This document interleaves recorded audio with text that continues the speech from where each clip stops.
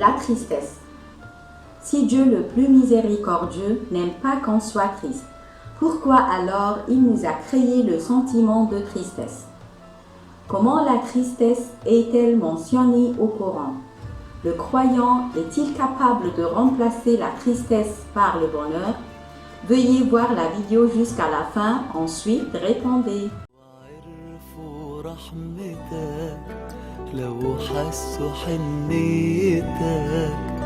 لو داقوا مرة محبتك لو كان هدفهم جنتك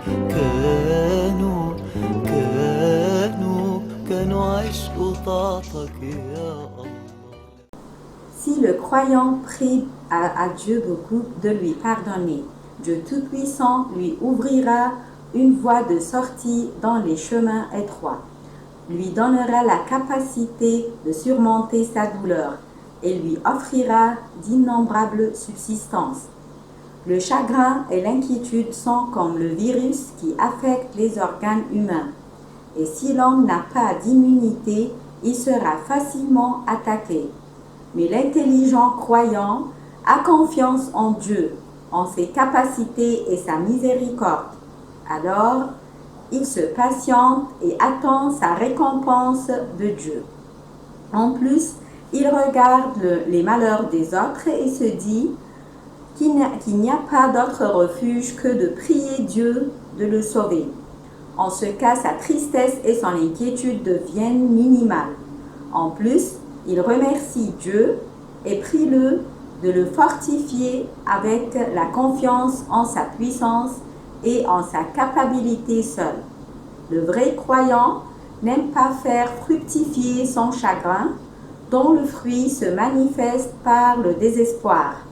Dieu Tout-Puissant dit, ce sont seulement les gens mécréants qui désespèrent de la miséricorde d'Allah. Sourate Youssef, verset numéro 87. Comment un croyant ait le désespoir en la miséricorde de Dieu Tout-Puissant? Quand il veut une chose, son commandement consiste à dire « sois et c'est ». Un vrai croyant vit par l'espoir, l'optimisme et la réconciliation avec soi-même. Si le croyant est attaqué par une calamité, sans son intervention, Dieu a certainement de la sagesse.